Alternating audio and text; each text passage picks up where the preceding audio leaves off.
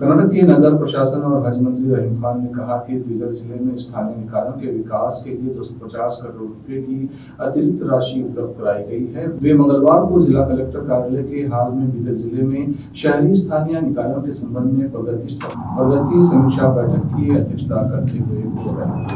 उन्होंने कहा कि मुख्यमंत्री अमृत नगरोत्थान योजना फेज 4 के तहत अनेक कार्य किए गए हैं, जिनमें से कुछ आंशिक रूप से पूरे हो चुके हैं तथा कुछ प्रगति पर हैं। 15वें वित्त आयोग अनुदान के तहत शहरी स्थानीय निकायों को पेयजल आपूर्ति तथा ठोस अपशिष्ट प्रबंधन के लिए अनेक कार्यक्रम शुरू किए गए हैं तथा राज्य वित्त आयोग द्वारा SC, SP तथा TSP योजनाओं के तहत विकास कार्य किए गए हैं। स्वच्छ भारत मिशन शहरी 2.0 योजना के तहत शहरी क्षेत्रों में घरेलू शौचालय और सार्वजनिक शौचालयों का निर्माण किया गया है। अमृत 2.0 योजना के तहत पार्कों और झीलों के पुनरुद्धार और विकास कार्य किए गए हैं। विदर्भ में हुमनाबाद और पापनाश झील में 5 करोड़ रुपए की लागत से 3 पार्कों और 15 करोड़ रुपए की लागत से कुरनली करे का निर्माण कार्य प्रगति पर है। जिले में 5 नई इंदिरा कैंटीन शुरू की जाएंगी। बिदर शहर में 3 चिटकुप्पा और हलीखेड़ B में एक कैंटीन शुरू की जाएगी। उन्होंने कहा कि ई खाता से संबंधित काम भी तेजी से आगे बढ़ना चाहिए। इस अवसर पर हुमनाबाद के विधायक डॉक्टर सिद्धलिंगप्पा N पाटिल ने मंत्री रहीम खान से हुमनाबाद, चिटकुप्पा, हलीखेड़ B नगर पालिका में रिक्त पदों को भरने का अनुरोध किया। बिदर दक्षिण के विधायक शैलेंद्र बेलदाड़े ने मंत्री से बात की और अनुरोध किया कि उनके समग्र विकास के लिए कदम उठाए जाएं, क्योंकि बिदर दक्षिण के 8 गांवों को नवगठित नगर निगम में शामिल किया गया है। इस अवसर पर जिला कलेक्टर शिल्पा शर्मा, नगर प्रशासन एवं हज मंत्री के निजी सचिव के मुरलीधर, नगर पालिका अध्यक्ष मोहम्मद गौस, बिदर नगर आयुक्त शिवराज राठौड़ सहित जिला एवं तालुका स्तर के अधिकारी तथा सभी नगर पालिका पार्षदों, नगर निगमों और नगर पंचायतों के मुख्य अधिकारी उपस्थित थे। जेपी न्यूज के कैमरामैन पप्पुराज का कवरेज। देश विदेश और स्थानीय समाचारों के लिए चैनल को लाइक कीजिए, शेयर और सब्सक्राइब कीजिए। एग्जांपल नगरोत्थान ಇದೆ, SFC ಇದೆ, 15 ಫೈನಾನ್ಸ್ ಇದೆ, SFC ಸ್ಪೆಷಲ್ ಫಂಡ್ ಇದೆ, UGD ಇದೆ, ವಾಟರ್ ಸಿಸ್ಟಮ್ ಇದೆ, ನಂತರ A ಖಾತಾ, B ಖಾತಾ, ಮತ್ತೆ ಟ್ಯಾಕ್ಸ್, ಪ್ರಾಪರ್ಟಿ ಟ್ಯಾಕ್ಸ್, ಅದ್ರ ಬಗ್ಗೆ ಎಷ್ಟು ವರ್ಕ್ ಪೆಂಡಿಂಗ್ ಇದೆ, ಎಷ್ಟು ವರ್ಕ್ ಕಂಪ್ಲೀಟ್ ಆಗಿದೆ, ಎಷ್ಟು ಪರ್ಸೆಂಟೇಜ್ ಇದರಲ್ಲಿ ಅಚೀವ್ಮೆಂಟ್ ಆಗಿದೆ ಅಂತ ಇದರ ಡಿಸ್ಟ್ರಿಕ್ಟ್ನಲ್ಲಿ ರಿವ್ಯೂ ಮೀಟಿಂಗ್ ಮಾಡಿದ್ದೇನೆ. ಇದರಲ್ಲಿ ಎಸ್ಪೆಷಲಿ ಇದರಲ್ಲಿ ಬೇರೆ ಬೇರೆ ಯೋಜನೆ ಮುನ್ಸಿಪಾಲಿಟಿ ಮಿನಿಸ್ಟರ್ ಆಗಿರಲಿಂದ ಅಡಿಷನಲ್ 250 crore rupees ಇದರಿಗೆ ಕೊಟ್ಟಿದ್ದೇನೆ. ಬೇರೆ ಬೇರೆ ಯೋಜನೆಯಲ್ಲಿ 250 crore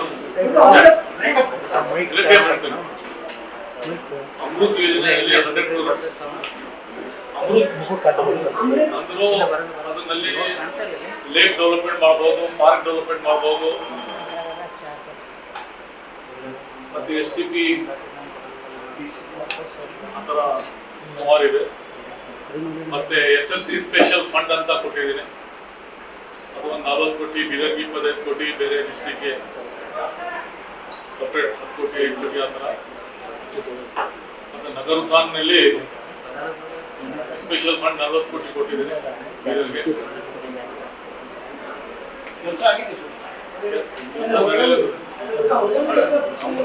ನಗರೋತ್ಥಾನ್ 2 ಇದೆ. ನಗರೋತ್ಥಾನ್ ಒಂದು ರೆಗ್ಯುಲರ್ ಕೆಲಸ ಆಗಿದೆ. ಬಿದರ್ನಲ್ಲಿ ಟೋಟಲಿ ಬೇರೆ ಬೇರೆ ಭಾಲ್ಕಿ ಬಸವರಾಜ ಅದು ಒಂದು 114 crores ಇದೆ. ಅದರಲ್ಲಿ 100 crores ನಗರೋತ್ಥಾನ್ನಲ್ಲಿ ಕೆಲಸ ಆಗಿದೆ 2 years ಇಂದ ಸ್ಕೀಮ್ನಲ್ಲಿ. ಮತ್ತು ನಾ ಸ್ಪೆಷಲ್ ಫಂಡ್ ಅಂತ ಕೊಟ್ಟಿದ್ದೀನಿ 40 ಕೋಟಿ ಬಿದರ್ಗೆ, 15 ಕೋಟಿ ಭಾಲ್ಕಿ ಕೊಟ್ಟಿದ್ದೀನಿ. ಆ ಥರ ಬೇರೆ ಬೇರೆ ಅಮೃತ್ನಲ್ಲಿ ನಾ ಬಂದ ಮೇಲೆ ಬೀದರ್ಗೆ 60 ಕೋಟಿ ಕೊಟ್ಟಿದ್ದೀನಿ. ಎಲ್ಲ ಬೀದರ್ಗೂ ಪಾರ್ಕ್ ಡೆವಲಪ್ಮೆಂಟ್ ಮಾಡಬೇಕಂತ. ಪಾಪ್ನಾಸ್ಗೆ 5 ಕೋಟಿ ಕೊಟ್ಟಿದ್ದೀನಿ. ಮತ್ತೆ ಶಾಯಿಂಗ್ ಸ್ಕೂಲ್ ಅಪೋಸಿಟ್ ಕೆರೆ ಇದೆಲ್ಲ, ಹೊರನಳ್ಳಿ ಕೆರೆ ಅಲ್ಲಿ 15 ಕೋಟಿ, ಆ ಥರ ಬೇರೆ ಬೇರೆ ಕೆರೆಗೆ, ಮತ್ತೆ ಸುಮಾರು ಖಂದಕ್ ಇದೆಲ್ಲ ಖಂದಕ್ ಕ್ಲೀನ್ ಮಾಡ್ಲಿಕ್ಕೆ, ಆ ಥರ ಮತ್ತೆ ಬೇರೆ ಒಂದು 20 ಪಾರ್ಕ್ಗೆ 10 ಕೋಟಿ 8 ಕೋಟಿ ಬೀದರ್ನಲ್ಲಿ, ಆ ಥರ ಮತ್ತೆ 15 ಫೈನಾನ್ಸ್ ಎಲ್ಲ, ಮತ್ತೆ ಇಂದಿರಾ ಕ್ಯಾಂಟೀನ್ ಬೀದರ್ನಲ್ಲಿ ಹೊಸ ಬುಕ್ ಕೊಟ್ಟಿದ್ದೀವಿ. ಒಂದು ಹೋಲ್ ಸಿಟಿನಲ್ಲಿ ಒಂದು ಭೀಮರೆಡ್ಡಿ ಕಾಲೇಜ್ ನಿಯರ್ ಒಂದು ನೋವಾಲ್, ಮೂರು ಹಳೆದು 3 ಇದೆ.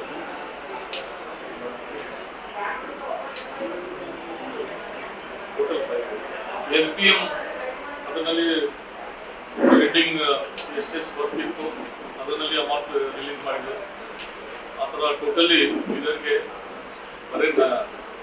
250 crore ಎಡಿಷನಲ್ ಫಂಡ್ ಕೊಟ್ಟಿದೆ, ರೆಗ್ಯುಲರ್ ಫಂಡ್ ಬಿಟ್ಟು